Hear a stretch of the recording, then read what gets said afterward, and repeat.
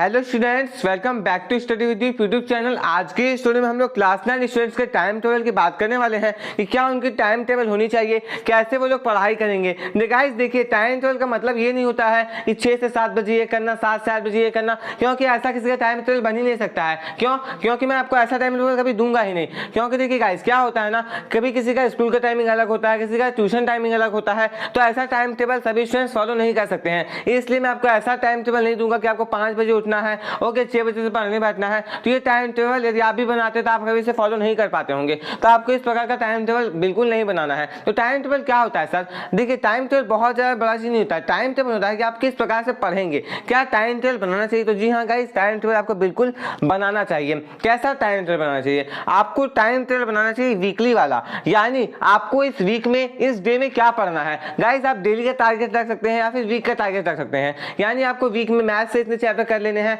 Science से इतने chapter कर लेने हैं, एसएसटी के इतने चैप्टर कर लेने हैं, ओके इंग्लिश से इतने चैप्टर कर लेने हैं। ये आपका होना चाहिए वीकली प्लानर। डेली प्लानर में क्या होता है कि आपको आज साइंस से इस चैप्टर के इस टॉपिक को करना है, ओके ये होता है डेली प्लानर। तो आप वीकली प्लानर या फिर डेली प्लानर को फॉलो कर सकते हैं। क्योंकि यदि आप बहुत लॉन्ग टर्म में जाएंगे, यानी लंबा आप लोग यदि बनाएंगे अपना टाइम टेबल, तो आप कभी उसे फॉलो नहीं कर पाएंगे। क्योंकि बहुत सारे स्टूडेंट्स यहीं पे चूक जाते हैं। वो गलती क्या करते हैं कि वो बहुत लंबे लंबे टाइम टेबल बनाते हैं। यानी वो ऐसा टाइम टेबल बनाते हैं कि 6 बजे उठूंगा, 7 बजे पढ़ने बैठूंगा। नहीं, ये टाइम टेबल बिल्कुल भी सही नहीं होता है। क्योंकि आपको स्कूल भी जाना रहता है, फिर आप कहीं कोचिंग भी जाते हैं, तो इससे आपका बहुत ज़्यादा टाइम उन सारी चीज़ों में निकल जाता है। तो आपको सेल्फ स्टडी का टाइम नहीं मिलता है। तो आपको ज़्यादा कुछ नहीं करना है, सेल्फ स्टडी का टाइम निकालना होगा। कितना निकालना होगा सेल्फ स्टडी का टाइम? कम से कम आपको 3 घंटे तो सेल्फ स्टडी के निकालने ही होंगे। अब आप सोच रहे होंगे सर कहाँ से निकालिए 3 घंटे? क्योंकि 3 घंटे निकालना आप सभी के लिए बहुत बड़ी बात नहीं है। आप रात में थोड़ा ज़्यादा देर तक पढ़ सकते हैं। यानी मैं ऐसा नहीं बोलूँगा आप 2-2 बजे रात तक पढ़ें,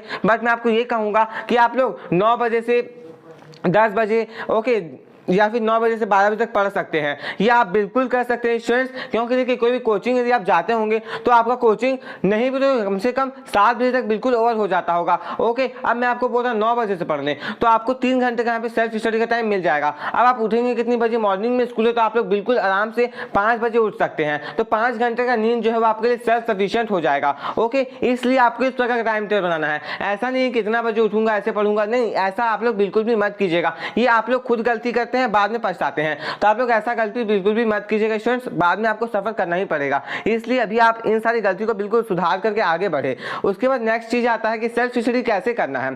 सेल्फ स्टडी का मतलब क्या होता है? यानी अब बहुत से स्टूडेंट्स ये बोलते हैं कि सर मैं ट्यूशन जाता हूँ, वहां तो 2 घंटे पढ़ाई लेता हूँ ना। नहीं, वो सेल्फ स्टडी नहीं हुआ, वो ग्रुप स्टडी हुआ। आप ट्यूशन अकेले नहीं जाते होंगे ना, आपके साथ दोस्त रहते होंगे, ओके, आपके टीचर आपको वहां पढ़ाते होंगे। सेल्फ स्टडी का मतलब होता है खुद से पढ़ना। अब सर हम लोग खुद से कैसे पढ़ सकते हैं? खुद से क्या पढ़ सकते हैं? तो देखिए, जब आप क्वेश्चन आंसर्स को याद करते हैं या फिर नोट्स को रिवाइज करते हैं, तो वो आपका होता है सेल्फ स्टडी, ओके। एंड उस टाइम पे आपको क्या करना है? चैप्टर को अच्छे से पढ़ना होगा, ओके। एंड आपको इस बात का बिल्कुल ध्यान रखना है कि आप जहां भी पढ़ते हो वो एनवायरनमेंट बिल्कुल शांत होना चाहिए। यानी आपको साइलेंटली पढ़ना है, साइलेंट वाले एनवायरनमेंट में पढ़ना है। ऐसा नहीं है बहुत ज़्यादा हल्ला हो रहा आप वहाँ पढ़ रहे हैं, ऐसे पढ़ने से आपको कोई भी फायदा नहीं होगा, ओके। तो ये सब बात आप लोगों को बिल्कुल ध्यान में रखना। क्लास 9 में 95% लाना चाहते हैं ना, तो आपको ये सारी चीज़ें फॉलो करनी पड़ेगी। आपको वीकली टाइम टेबल या फिर डेली टाइम टेबल बनाना पड़ेगा, जिसमें आपको सर्टेन टॉपिक्स को कंप्लीट करना पड़ेगा, ओके। आपको बैकलॉग्स बिल्कुल भी क्रिएट नहीं करना है। बैकलॉग्स क्या होता है ये जान लीजिए। मान लीजिए आप चैप्टर 1 पढ़ रहे हैं, ओके। अब चैप्टर 1 साइंस का आप पढ़ रहे हैं,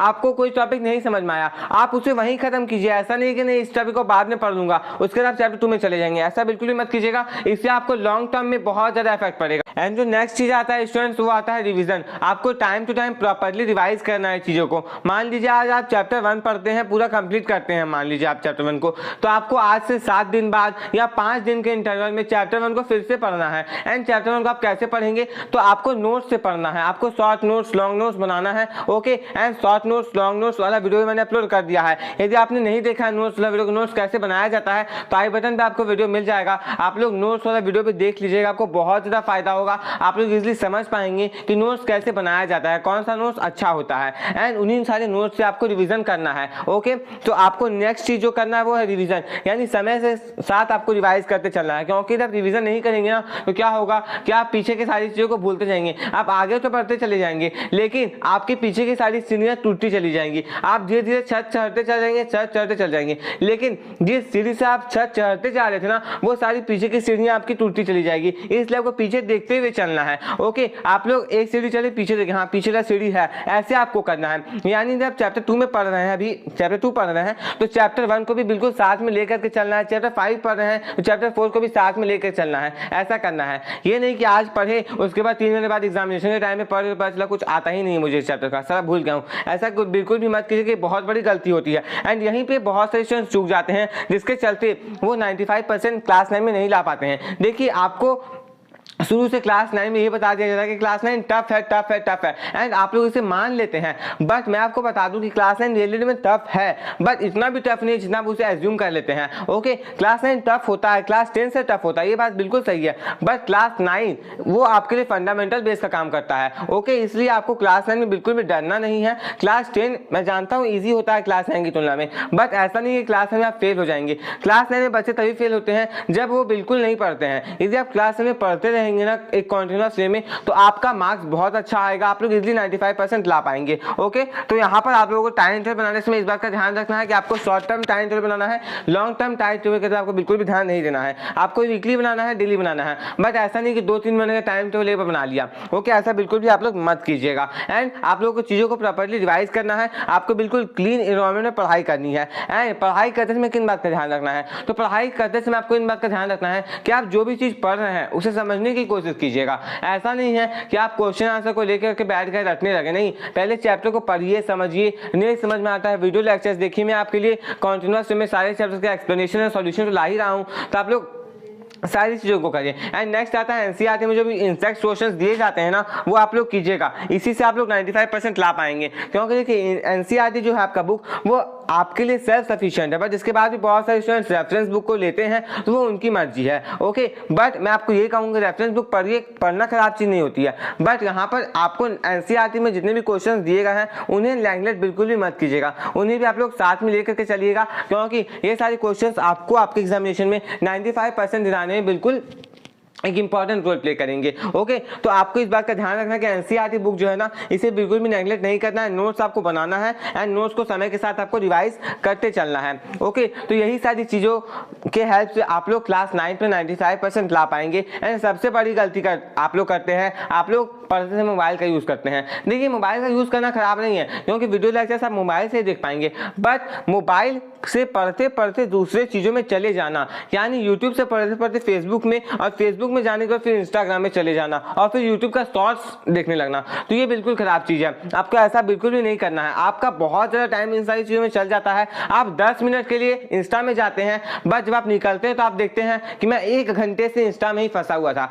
तो आपको सोशल मीडिया प्लेटफॉर्म से बिल्कुल अभी फिलहाल दूर रहना है। यदि आप 95% लाना चाहते हैं तो डिस्ट्रैक्शन सबसे बड़ा मोबाइल होता है, मोबाइल को अपने आप से दूर रखिए। जब आप वीडियो लेक्चर देख रहे हो सिर्फ और सिर्फ वीडियो लेक्चर देखिए, एंड जैसे आप वीडियो लेक्चर को कंप्लीट कर ले उसको उठाइए, साइड में जाकर के रख दीजिए, या फिर मोबाइल को वहीं रहने दीजिए, आप अपना जगह चेंज कर लीजिए। आपको ऐसा करना है, क्योंकि जब तक आप मोबाइल के बिल्कुल साथ साथ पढ़ेंगे, यानी मोबाइल को बिल्कुल अपने पास रख के पढ़ेंगे, आपकी पढ़ाई उतनी नहीं हो पाएगी जितनी आप मोबाइल को दूर रख के पढ़ पाएंगे। तो इन सारी बातों का आपको बिल्कुल ध्यान रखना है। एंड यदि आप इन सारी बातों को बिल्कुल ध्यान से अपने लाइफ में लाएंगे तो आप लोग इजीली क्लास 9 में 95% अचीव कर पाएंगे। ओके, एंड क्लास 9 के स्टूडेंट्स को मैंने एक बहुत ही बिगेस्ट चैलेंज दिया था। यदि अभी तक आपने उस चैलेंज को एक्सेप्ट नहीं किया है, आप नहीं जानते कि कौन सा चैलेंज है, तो आपको आई बटन पे वो वीडियो मिल जाएगा, तो आप लोग जाकर के उस चैलेंज को देख लीजिएगा। ओके, उसके बाद ही आप लोग पढ़िएगा, क्योंकि उस चैलेंज को एक्सेप्ट करने से बहुत सारे स्टूडेंट्स को फायदा हो रहा है, क्योंकि उस चैलेंज को एक्सेप्ट करने के बाद स्टूडेंट्स के पढ़ाई करने के टेक्निक में चेंजेस आए हैं। ओके, वो बहुत ही फास्टली आप चीज़ों को पढ़ रहे हैं,